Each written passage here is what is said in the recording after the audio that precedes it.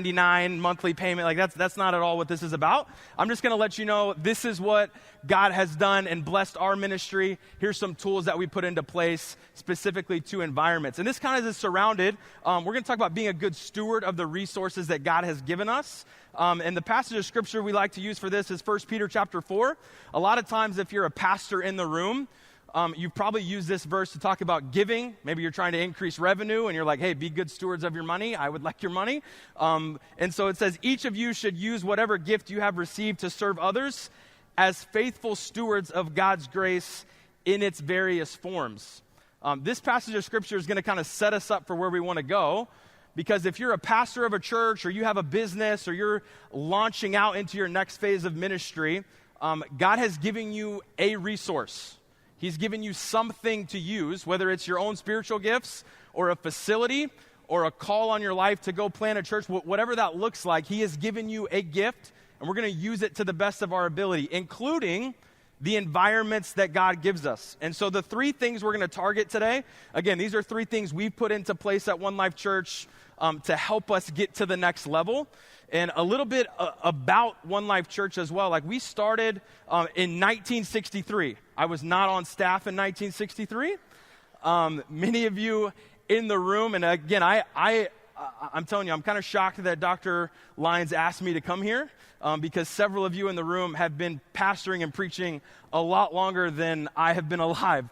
But one of the things that we've been able to see through that is kind of these ups and downs. And maybe your church is in a similar situation. In 1963, they launched what was East Mesa at the time, which was all cabbage fields. And it was a church that took off 60s, 70s, 80s, an upward swing that was moving in a great trajectory, seeing growth after growth after growth. But it was actually more of a winter visitor church. If you're familiar with the Phoenix area, a lot of retired people, their bones don't hurt as much when they come to Phoenix.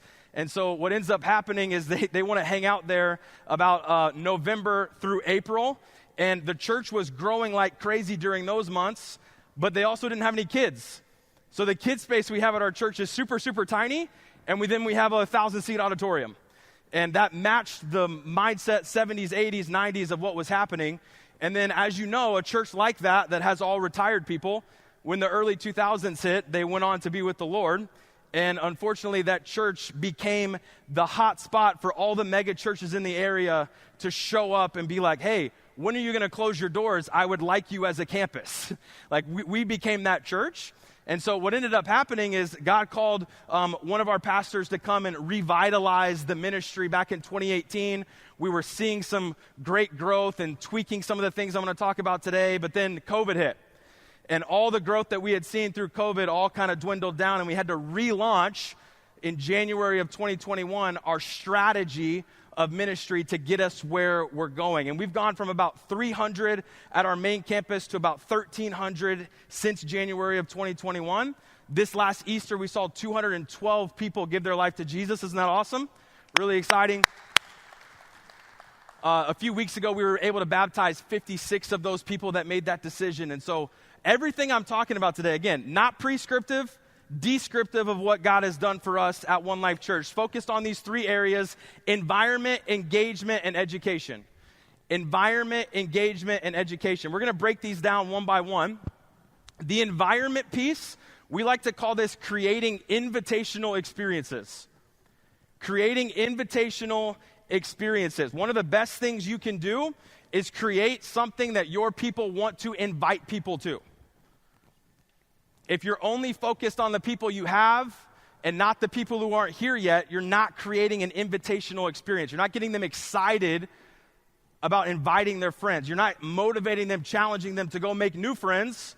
If all they ever hang out with is church people, you just have a country club, right? You want to stretch your people. You want to motivate your people to go out into the community, invite people into the house of God. So the way we do that, number one, we think first-time guest in everything we do. Every aspect of our ministry, we're consistently thinking through the eyes of a first-time guest. Number two, we're going to be a lint-picking leader.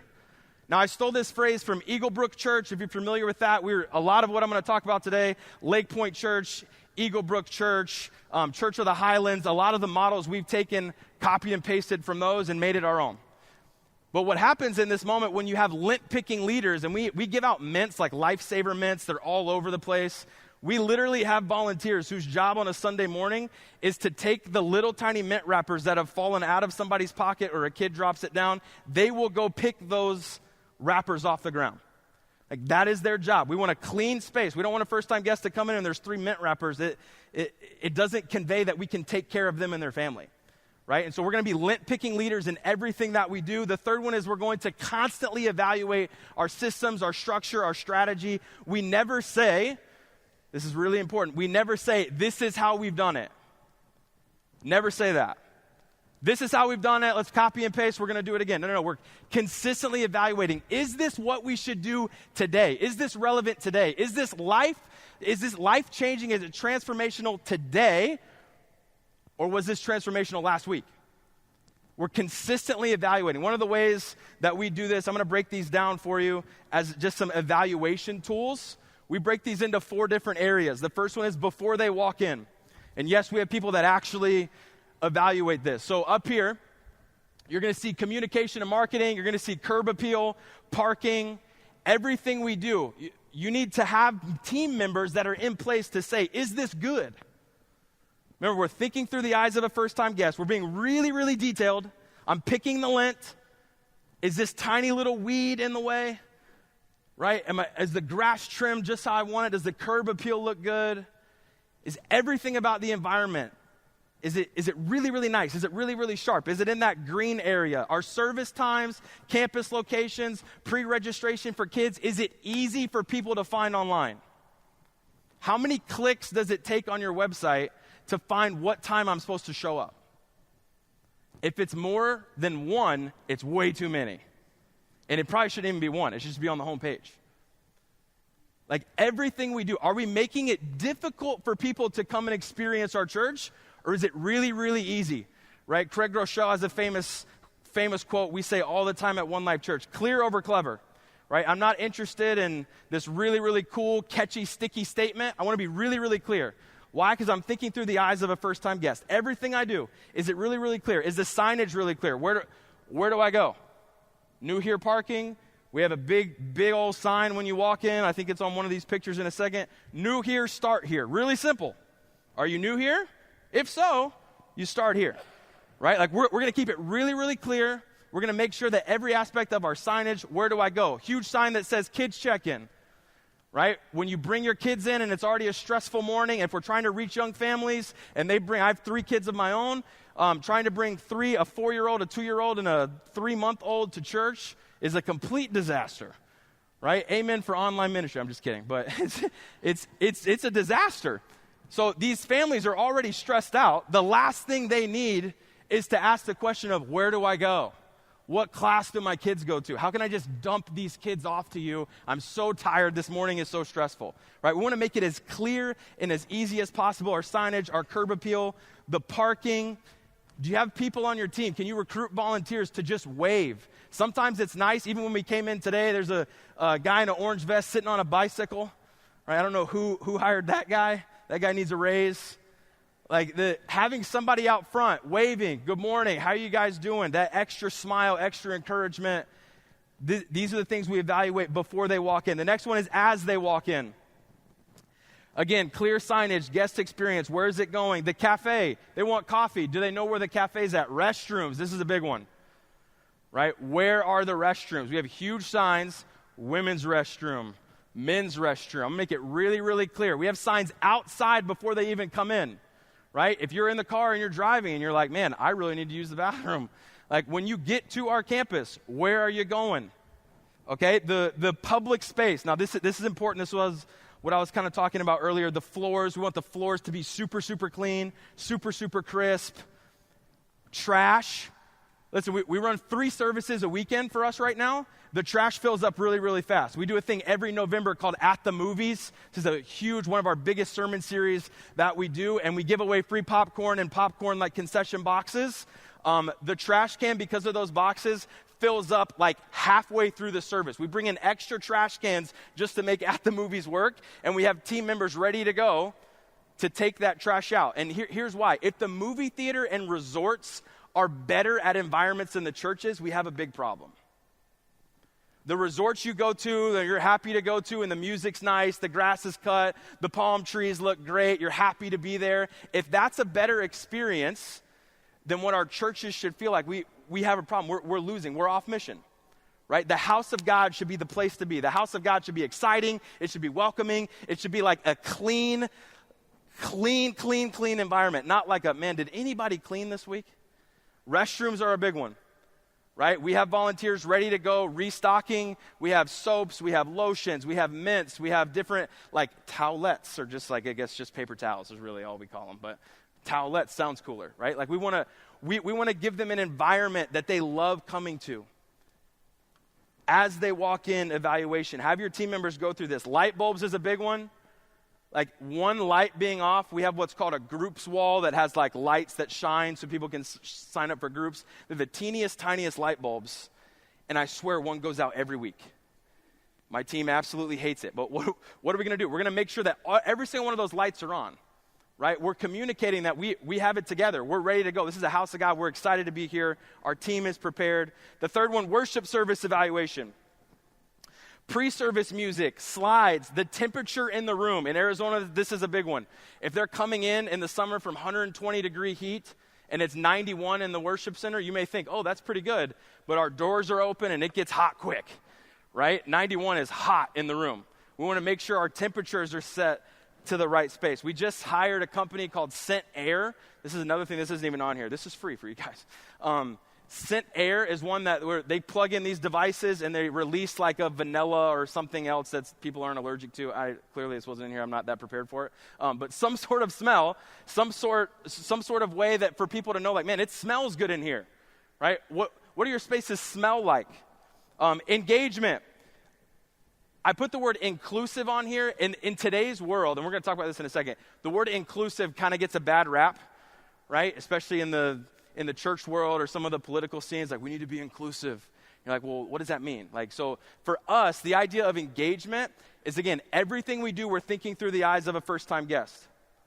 Is when somebody comes up on stage to give announcements, and he says, hey, if you want to sign up for camp, go see Pastor Bob. A first-time guest has no idea who Pastor Bob is. Even if you have 12 people in your auditorium, and like this idea of who is Pastor Bob? If you feel like everybody knows who Pastor Bob is, then you weren't expecting first-time guests. Like, we have a clear next step that makes total sense for the eyes of a first-time guest. I don't have to ask 12 people, who is Pastor Bob again? How do I sign up for camp? Clear over clever every time. We're inclusive in our language, execution, music, videos, lighting, announcements, the message, the time frame. Man, this is a big one for us. Out in Arizona, people do not give you time, right? And we have a saying, and this may be controversial, but again, I told you it's descriptive, not prescriptive. You don't have to do this. We look through the lens of a 40-year-old CEO. That's a phrase we use a lot. The 40-year-old CEO can give me about 60 to 65 minutes. He's really busy. He's doing his own thing. If I can create a service where I'm engaging and I'm ready to go, and he comes and he says, man, I have a busy schedule.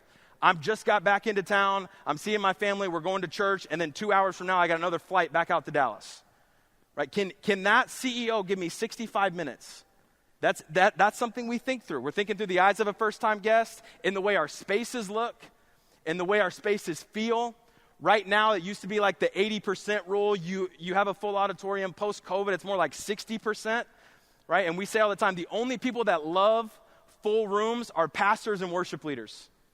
You have a family of 4 that comes in, and they have to walk to the second row to find a seat. That's a terrible experience for them. They're embarrassed that they're late. They're uncomfortable the whole time during the service. It's kind of a disaster, right? And most consultants or church growth gurus or whatever will tell you in the first 15 minutes, people have already decided if they're coming back next week or not.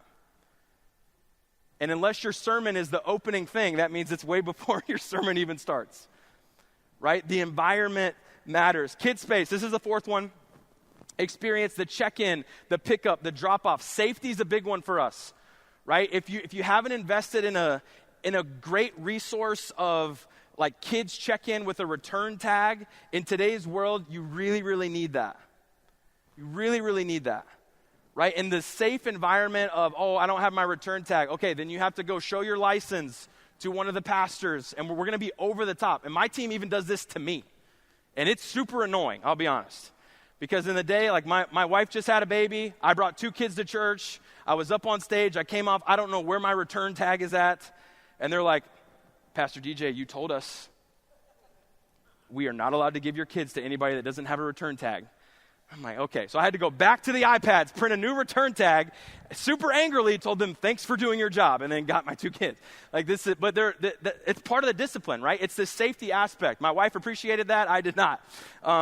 The engagement, is it fun? Is it energetic? Is it relevant for kids? Do you have people on your team that are engaging with kids, that they know what a 4th grader and a 5th grader are going through at school, the execution of that? These are tools we use to evaluate our environments, right? Again, descriptive, not prescriptive in what we do. Now, the second one, environments are really important. Engagement's also super, super important for us, right? Engagement for us is leading people to take next steps. We have what we call our spiritual journey. There's several churches that use something very similar. Again, those churches I mentioned earlier, a lot of them use this. We have 4 things we ask people to do. 4 things. We ask people to know God.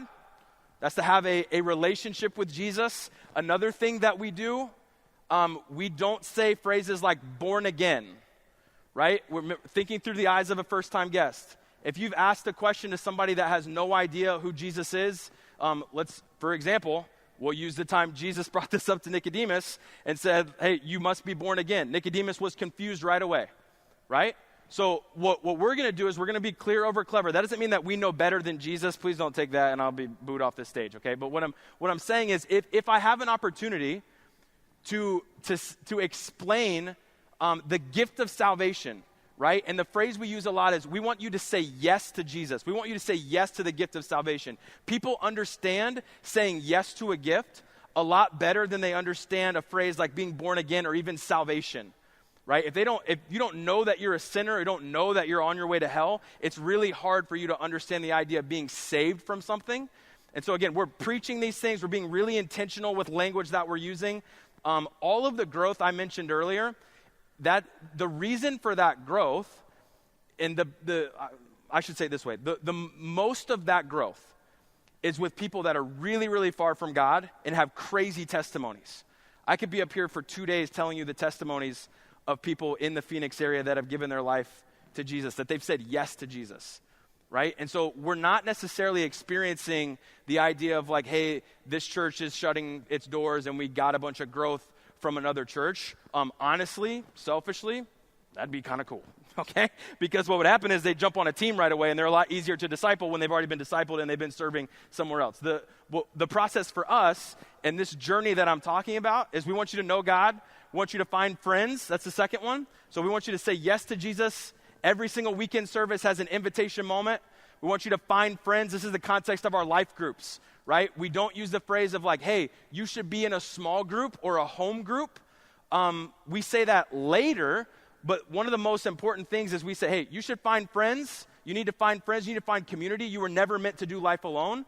And then when they ask, well, how do I do that? We provide the resource of a life group. Right? Discover your purpose. We don't say, hey, go to our new believers class, or if you're interested in membership, come to our new members class. We sell what's our growth track model is we do a spiritual gift assessment. We do a disc profile inside of that. Yes, it is also our membership class. Yes, it is a new believers class. But inside of that, the selling point for us is we want each and every person to discover the purpose God has for them. Why? So they can, number 4, go make a difference. Right? We want you to say yes to Jesus. We want you to know God. We want you to find friends in the context of community. We want you to discover your purpose through the growth track so that you can go make a difference, which is to join a serve team. Right? Those 4 things. This is how we're engaging people on ramp, even some off ramps. Right? We want to create ways for people to connect with us. A couple things that we do on a regular basis is we'll take specific cards. We have worship guides. We call them worship guides, not bulletins. Again, some of the language behind that, even some of the people that have been there since the 60s are like, can I have my bulletin, please? And we're like, they're not called that anymore, but that's fine. You can have yours. These cards right here, this says find friends on the front, has a QR code for you to scan it that takes you straight to our life group page. So when we're about to launch a new life group semester, we're going to put these in every single worship guides and have them all over the place. What we're not doing is we're not getting up on the stage and telling you, life groups start this week, summer camp signups are available next week, kids night out is this Friday, come hang out Wednesday night for dinner. Like, we're not giving them 5 things. Every weekend we want them to take one next step. That's it. One next step. And you may disagree with that, and that's totally fine.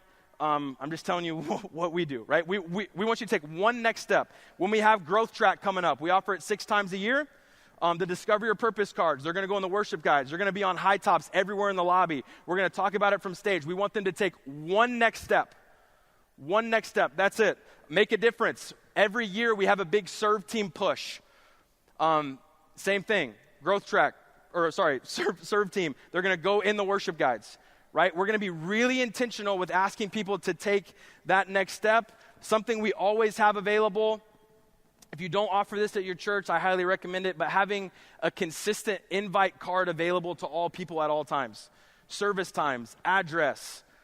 Give your people the resources so that when they do have that conversation with the coworker, when a family member does ask them about something, when a waitress, I heard a story earlier about a waiter or waitress seeing somebody pray and a conversation started about church. Like this, have these available, right? Capitalize on the moment.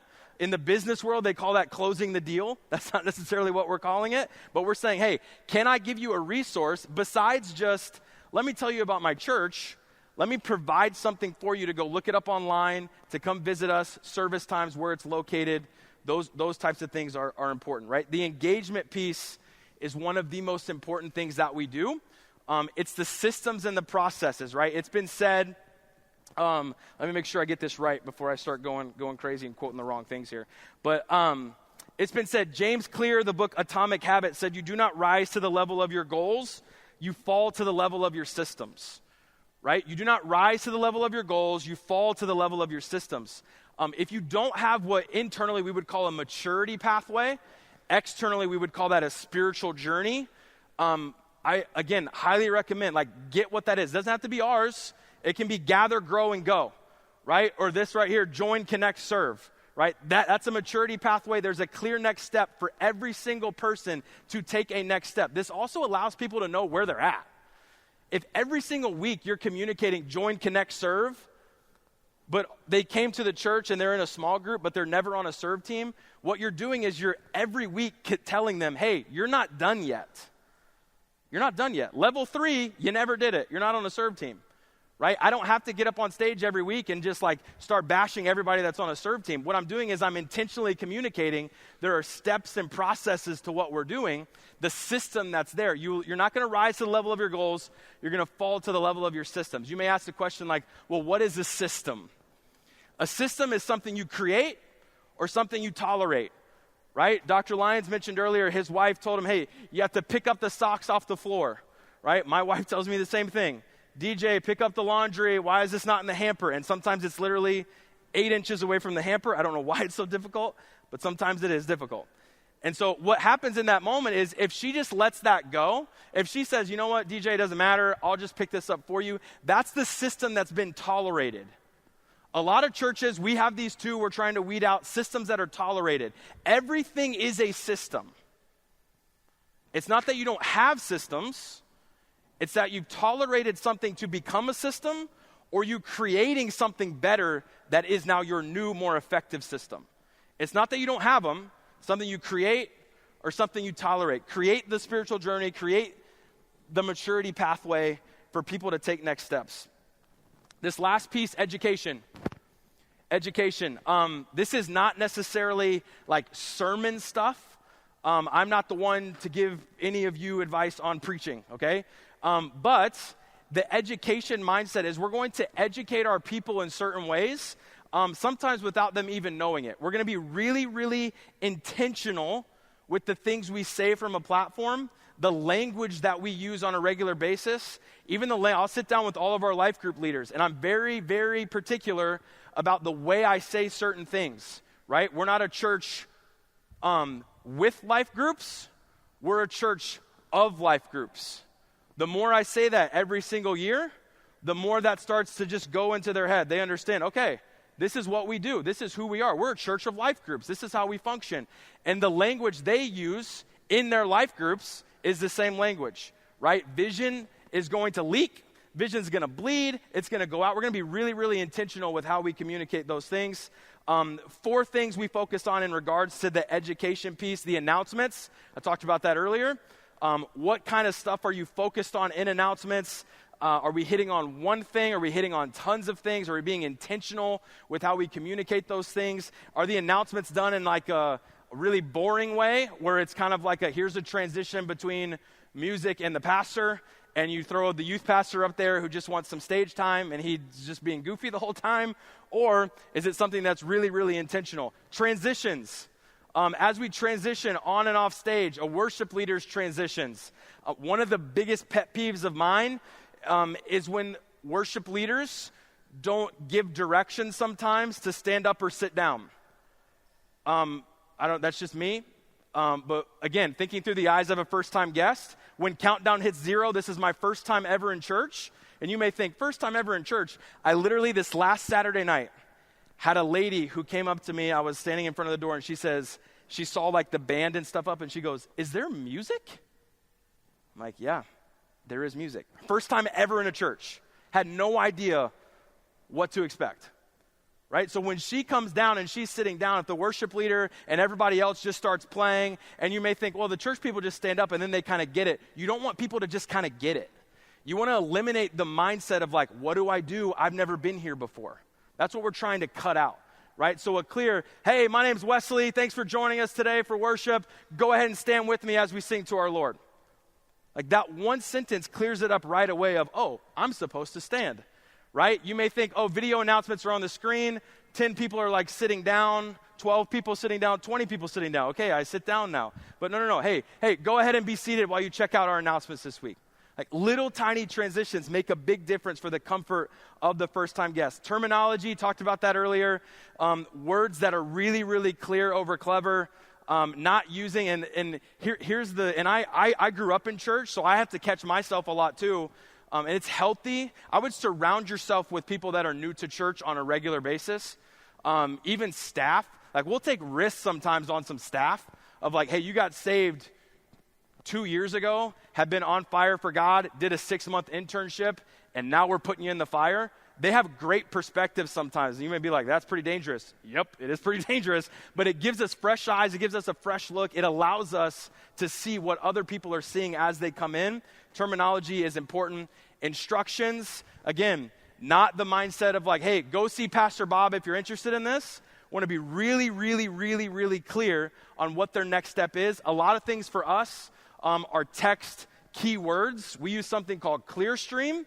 If you're unfamiliar with that, I would Google that. I would search that. Clearstream is a text service where you can receive keywords, right? So if I'm going to, even right now, if you guys text the word give to 45554, go ahead and donate to one. I'm just kidding. But you can, that's one of the keywords, right? Or you can text CR to 45554 if you're interested in more information about our Celebrate Recovery program.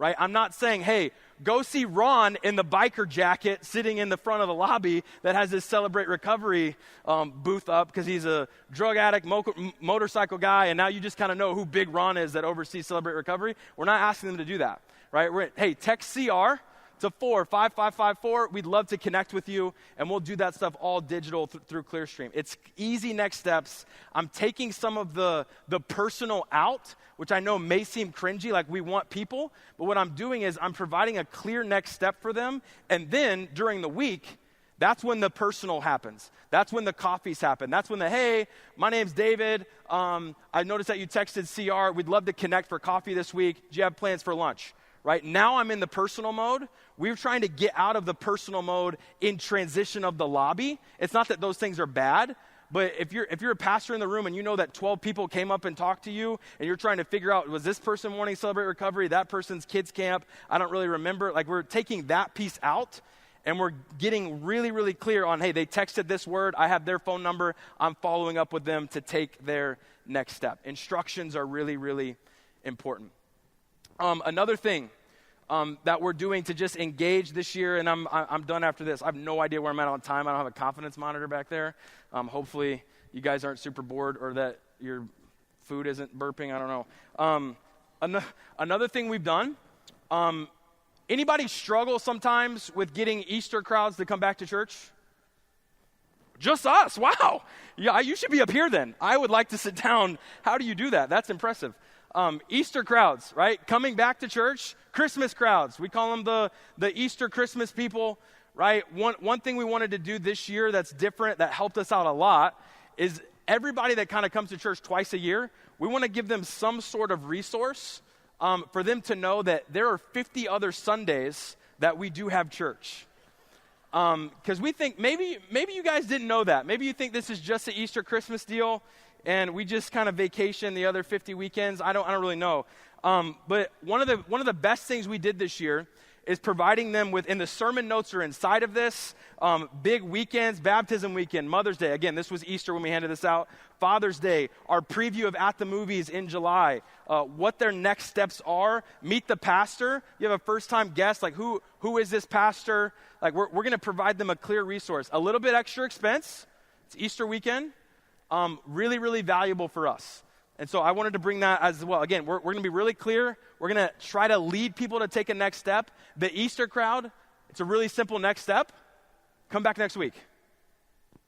Right? And so that's one of the things we're trying to do. Now, I have a lot of resources and things. If you're interested, I brought some of these cards. If you want to see them up close, I'll be over here. Another thing we do is we stick one of these new to One Life cards. Every single first-time guest that comes on our campus, that lets us know that they are here. Basically, they get a handwritten note. They get text message. They get an email. We have a system of process queues and workflows and all that stuff to assimilate our people better. But one of the best things we do is a handwritten note with one of these new to One Life cards in it. You'd be amazed with how many people are shocked by getting mail. That they actually know what it is, right? And so it's just an extra personal touch. One thing we do, we actually stole this from a church called Rock Point Church in Queen Creek area, Arizona. But every person that walks a guest family to a kids area or into the worship center, and that's another big thing for us. We don't point places, right? We're not Home Depot. We're more of Lowe's, where we're going to walk you to the place where you need to go. And that's a big thing for our guest experience team. But when they come back from walking that family, immediately they go back to our guest experience area. They're going to write a note for them. They're going to remember their name, and they're going to stick one of these in it. It's already done. Monday morning, they're in the mailbox. Tuesday, Wednesday, they get a note, and they're like, wow, this person wrote a letter to me. They remembered walking me to that space. We're making people feel valued. We're making people feel loved through each of those avenues. So, again, I'll have some of these resources if you want to take some. I'd love to be able to connect with you. If you guys have any questions about some of the stuff we've been able to do, would love to talk to you more about it.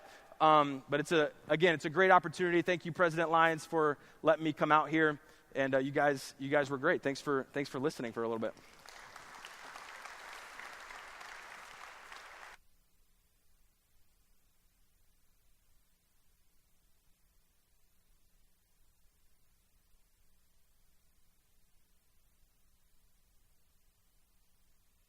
DJ. So, you know how to engage better? Does that mean all of you can go get engaged? Just making sure you're awake. All right, our next speaker is Greg Morris, and he is going to be speaking to us about leading. And if you have ever been in a leadership position, you understand the importance of setting the tone of what that looks like and how you do that. And so he's going to talk to us for just a few minutes about that today. Would you give a hand to Greg Morris?